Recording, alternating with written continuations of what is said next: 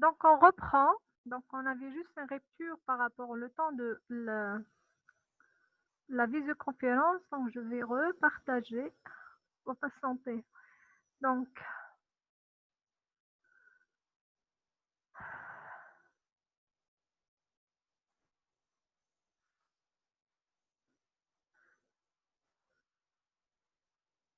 voilà. Donc, vous confirmez, s'il vous plaît, s'il y a encore le contact. Parce que là, j'ai repris la communication. Voilà. Vous devez vous reconnecter. Juste vous confirmer, s'il vous plaît, la communication par un SMS, comme d'habitude.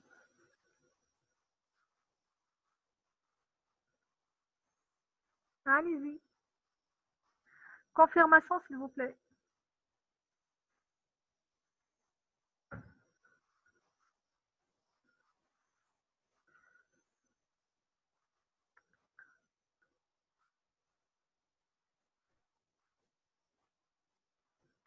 Je vous attends pour confirmation. Un SMS de confirmation, rapidement.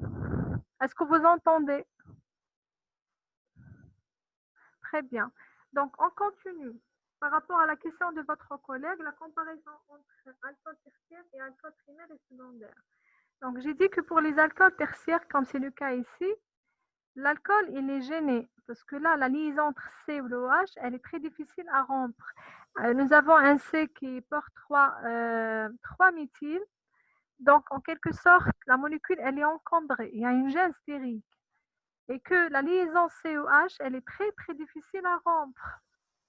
Donc, de ce fait, nous devons protoner à ce niveau, c'est-à-dire nous devons rajouter un milieu acide fournisseur des H+. Le H+, va permettre de former OH2+. Donc, la création de la charge positive sur l'oxygène va permettre d'atterrir très facilement la liaison à ce propos et de former le carbocation avec élimination de H2O. D'accord?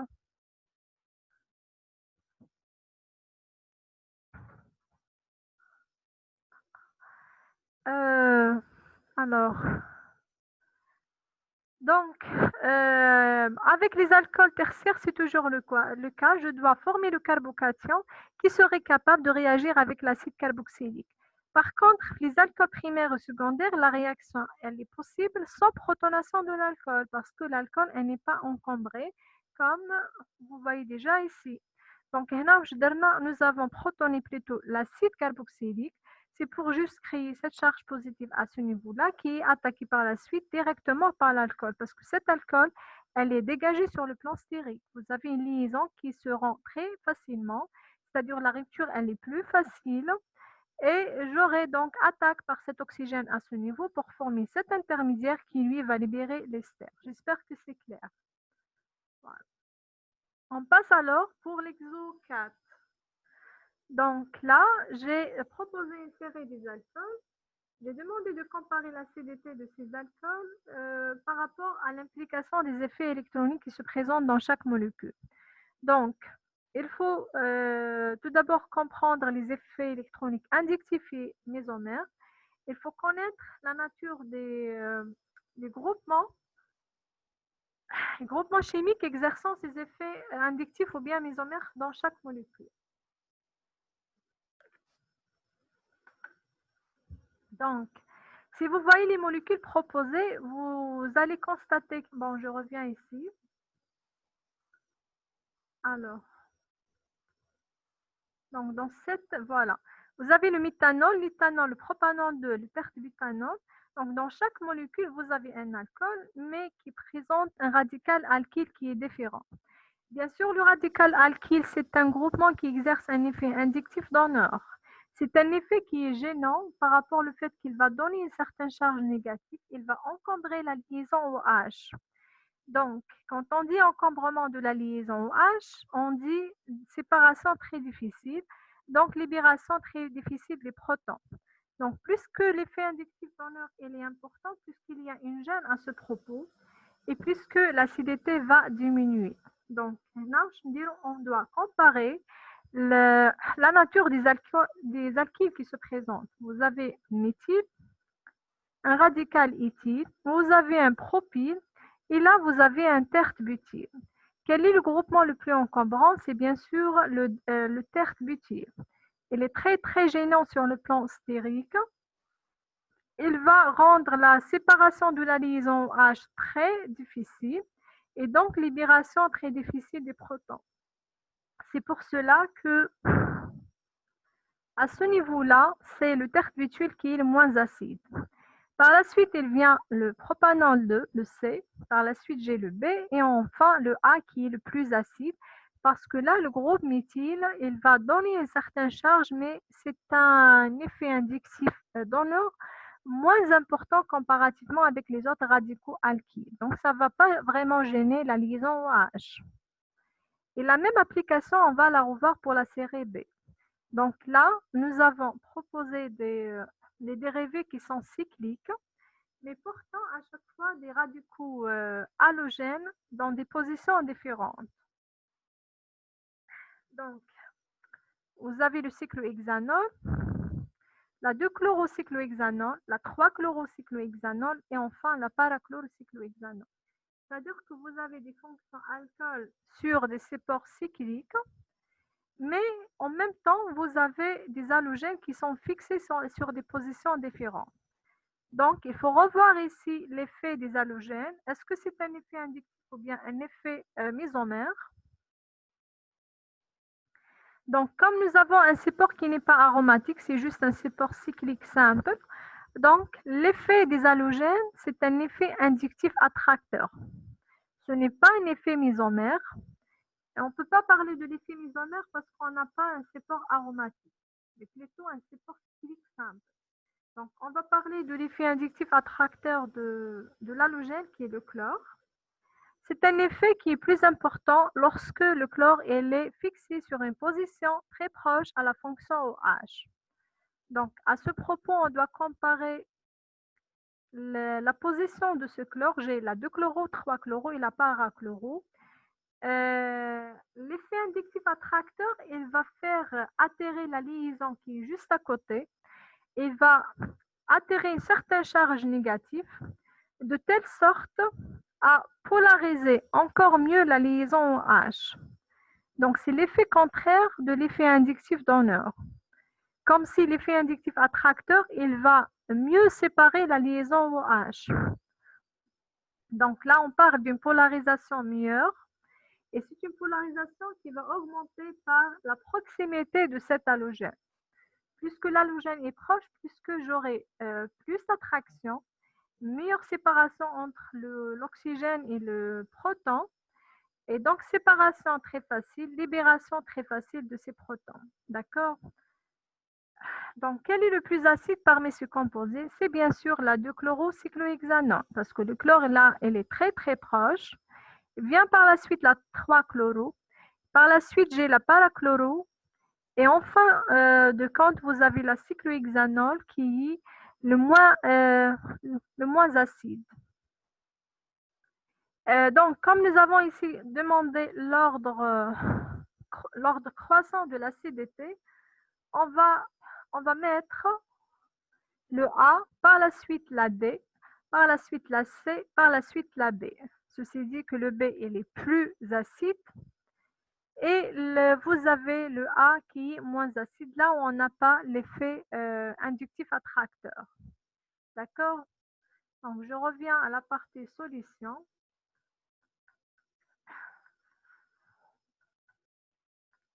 Donc, vous voyez l'ordre indiqué, vous avez le A, le D, le C et le B. Le B, bien sûr, il est plus acide. Donc là, on parle de l'effet inductif attracteur et on parle également de la position de le groupement qui va exercer cet effet. Deux effets qui s'exercent, l'effet électronique et en même temps la position. On parle de la proximité du chlore qui va également augmenter l'acidité de ces effets.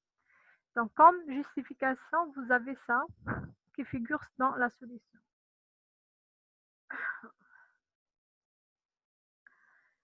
Donc là, on peut dire que l'absence de la mésomérée dans le cycle va permettre de parler seulement de l'effet inductif attracteur du chlore Et également, il faut parler de la position relative de ce chlore-là. Plus qu'il est plus proche, plus que l'effet est plus important. D'accord? Bien sûr, la proximité va augmenter la polarisation de la liaison OH et également va augmenter l'acidité, c'est-à-dire la libération des protons. Est-ce que c'est clair? S'il vous plaît, vous répondez avec un SMS de confirmation. Si c'est clair, on passe à l'exo 5. Si ce n'est pas clair, vous posez vos questions. Allez-y, je vous attends.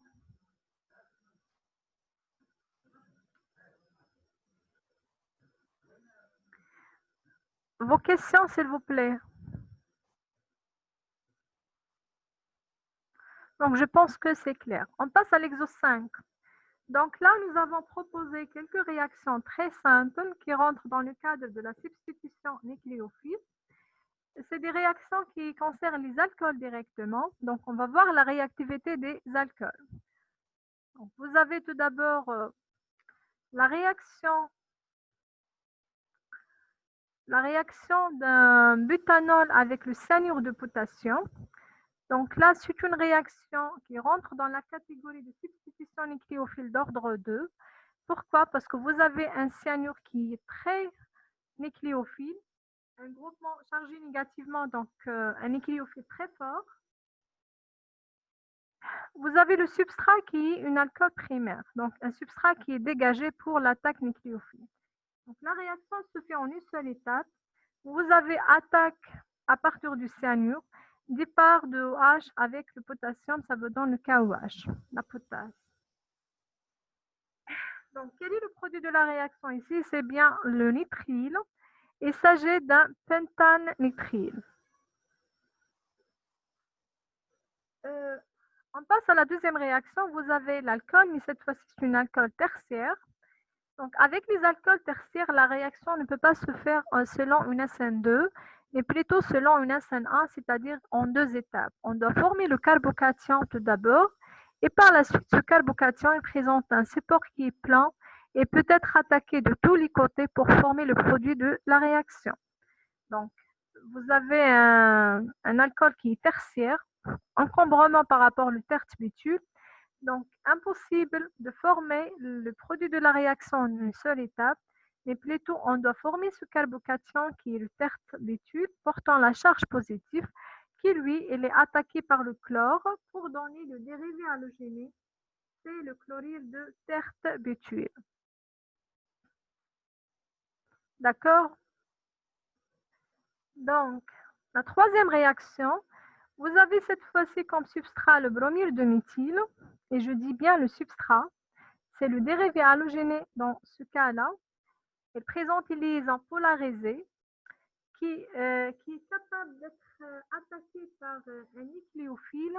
Et là, on parle d'un groupement propanoate. C'est lui qui va jouer le rôle d'un nucléophile. C'est l'entité qui est chargée négativement. Vous avez ici un propanoate de sodium, donc un sel présentant une entité nucléophile, c'est le propanoate, avec cette charge négative, bien sûr. Donc, une charge qui est très, très forte, très bien exprimée. Ceci fait que le nucléophile il est très fort. Il est capable d'attaquer le substrat sur le carbone qui présente la charge positive partielle. Et par la suite, vous aurez attaque nucléophile, formation du produit de la réaction qui, dans ce cas-là, est un éther, avec élimination du NABR. Le mécanisme doit se faire selon une SN2. Pourquoi? Parce que le nucléophile il est très fort. Le substrat, qui est le bromure de méthyle, il est nulaire, donc un substrat qui est dégagé pour l'attaque nucléophile. Ça vous donne alors l'éther que vous voyez, assumez-vous.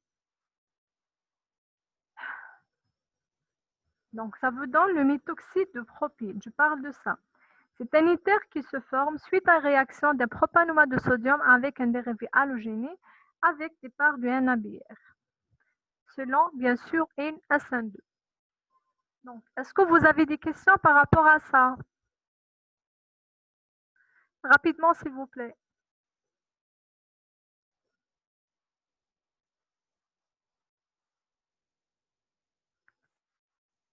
Vos questions?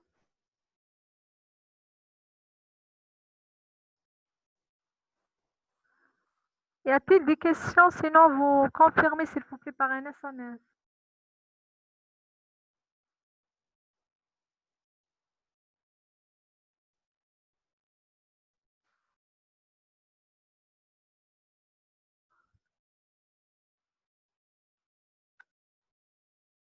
Les participants, s'il vous plaît, vous envoyez un SMS de confirmation. Est-ce que vous n'avez pas de questions?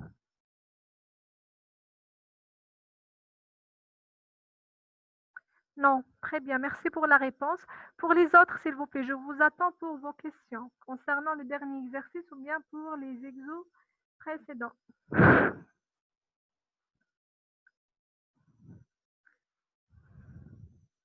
Alors, c'est clair, je pense. Si ce n'est pas clair, vous le dites maintenant, c'est l'occasion.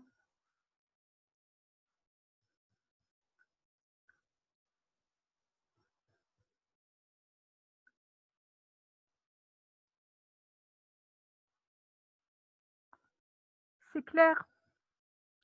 Très bien. Donc, je profite du temps restant pour voir rapidement la série des organométalliques. Alors, patientez le temps. Ah, ah.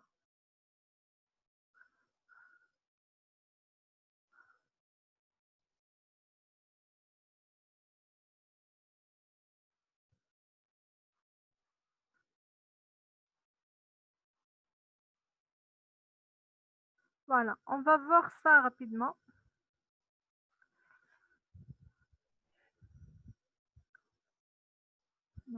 Partager l'écran.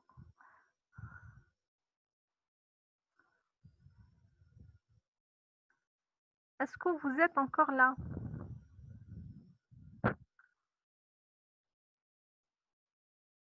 Un SMS de confirmation, s'il vous plaît. Très bien. Donc, on va voir rapidement l'exo 3 des organométalliques. Donc, nous n'avons pas vu la fois passée. Je parle de ça. Donc, comment peut-on préparer les composés suivants en une ou plusieurs étapes à partir du bromure de phénylmagnésium? C'est un réactif qui est très utilisé pour la préparation d'autres réactifs. Donc, j'ai dit déjà que dans les organométalliques, les dérivés organométalliques, ce sont généralement des dérivés intermédiaires de synthèse, c'est-à-dire ne sont pas importants comme eux, mais ils servent pour préparer d'autres fonctions plus importantes. Donc là, j'ai proposé cette fonction, par exemple, un dérivé halogéné, un dérivé cétone et par la suite l'alcène. Pour préparer ça, on a besoin de bromure de phénylmagnésium. La réaction se fait en deux étapes pour chaque produit. Donc, quelle est la méthode à suivre? C'est bien celle-là. Vous avez tout d'abord, pour préparer le chlorure d'éthylphényl, vous avez deux étapes. Une réaction d'addition de bromure de phénylmagnésium avec une aldéhyde en présence de l'H2O. Donc, la réaction, elle est suivie par l'hydrolyse, c'est toujours pour libérer la fonction alcool à partir de l'alcoolate qui se forme. Et là, on doit veiller que l'aldéhyde porte deux carbones. Pourquoi? C'est par rapport à ça. Juste, vous vérifiez la structure du produit qui se forme.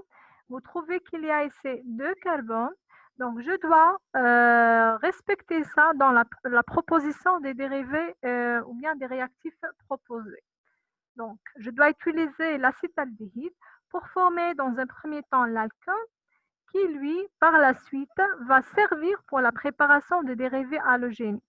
Bien sûr, l'halogénation d'un alcool, c'est une réaction très facile. Elle peut se faire soit par un acide halogénique, soit par un trichlorure de phosphore, un pentachlorure de phosphore, donc ce sont les dérivés halogéniques de phosphore, ou encore par un dichlorure de thionine. Donc là, vous avez le choix entre plusieurs réactifs qui permettent l'halogénation de cet alcool et ça vous donne le produit demandé. On passe à la deuxième réaction. Donc là, on a proposé de produire l'acétone à partir d'un dérivé bromure de phénylmagnésium. Quelle est la réaction qui permet d'avoir les cétones à un stade final? Nous avons vu deux méthodes. Soit la réaction des organométalliques avec les esters, mais là, cette réaction ne s'arrête pas au stade de cétone. Les cétones vont donner par la suite les alcools. Donc, c'est une réaction à éviter. Il faut penser à un autre moyen qui va donner directement l'acétone à un stade final. Et dans ce cas-là, on va faire réagir l'organométallique avec une nitrile. Bien sûr, c'est une nitrile qui contient deux carbones. C'est par rapport à ça, c'est pour respecter le produit qui se forme. Vous voyez, deux carbones à ce niveau-là. Bon, je ne parle pas de cette fonction phényl parce que ça provient à partir de là. Donc, qu'est-ce qu'il me manque? C'est deux carbones. Je dois introduire les deux carbones dans le dérivé nitrile. D'accord?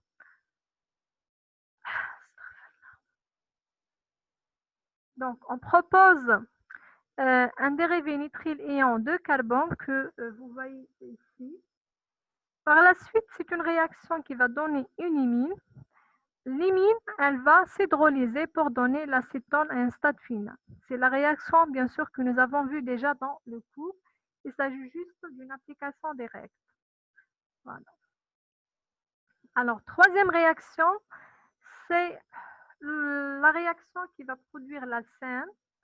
Dans ce cas-là, je dois tout d'abord synthétiser l'alcool en faisant réagir l'organométallique avec l'acétone. Je dois introduire un cétone qui comporte le même nombre de carbone qui va figurer ici. Donc, vous voyez à ce niveau-là qu'il y a formation d'un alcène ayant deux carbones et substitué par un méthyle. Donc, je dois penser à cette propanone. C'est une réaction qui est suivie par l'hydrolyse pour libérer l'alcool. Donc, vous voyez ici que l'alcool est substitué par deux radicaux méthyl. Par la suite, la réaction de cet alcool avec l'acide sulfurique permet de produire l'alcène. Donc, il s'agit d'une réaction d'élimination. Donc, la première étape, c'est une addition d'un organométallique sur l'acétone pour produire l'alcool. La deuxième étape, c'est une élimination à partir de l'alcool en utilisant l'acide sulfurique pour produire l'alcène correspondante qui est demandée dans l'exo. Voilà. Est-ce que c'est clair par rapport à ça? Vos questions rapidement. Je vous attends pour ça.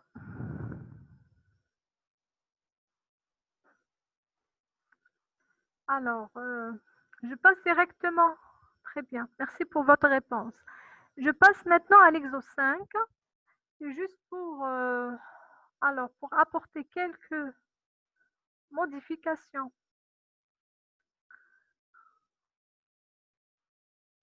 Bon, vous avez déjà la solution TD concernant l'exo 5. C'est toujours la méthode de synthèse de quelques dérivés en utilisant les organométalliques, une application très facile. Il faut juste corriger à ce niveau-là. Alors, vous avez RCH2 MgOH. Il s'agit d'un CH2. Vous faites corriger ça. Bon, on a un RCH2MgCl avec le formaldéhyde. Ça vous donne RCH2CH2OH. Vous corrigez, le magnésium devient un CH2. D'ailleurs, ça a été rapporté dans la série TD dans la plateforme.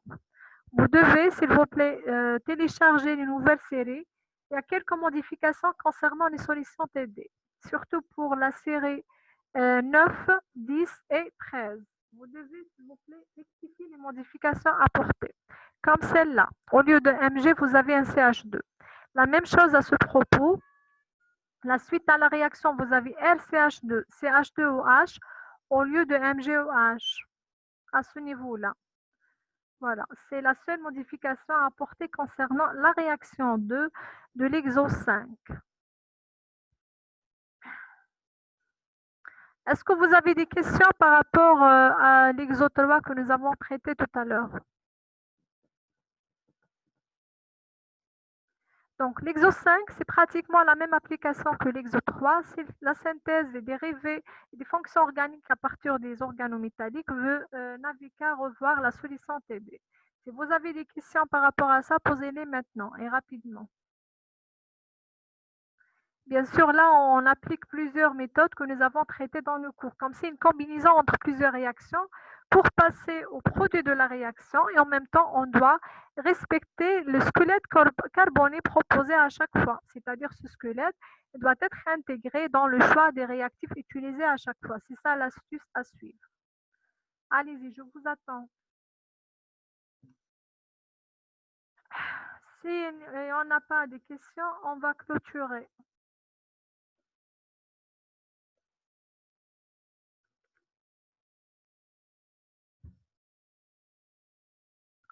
Y a-t-il des questions?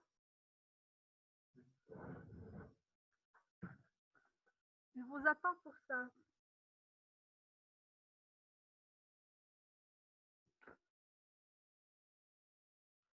Alors, des questions? Oui ou non? S'il y a des questions, laquelle? Monsieur Redmi, est-ce que vous avez des questions?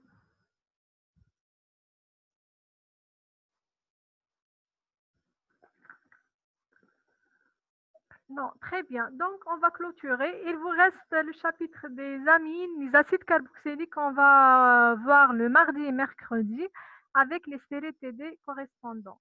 Il faut profiter pour voir les cours que vous avez déjà. Comme ça, vous allez mieux suivre avec moi et vous poser vos questions lors des visioconférences. Voilà, donc je clôture. Merci pour vous.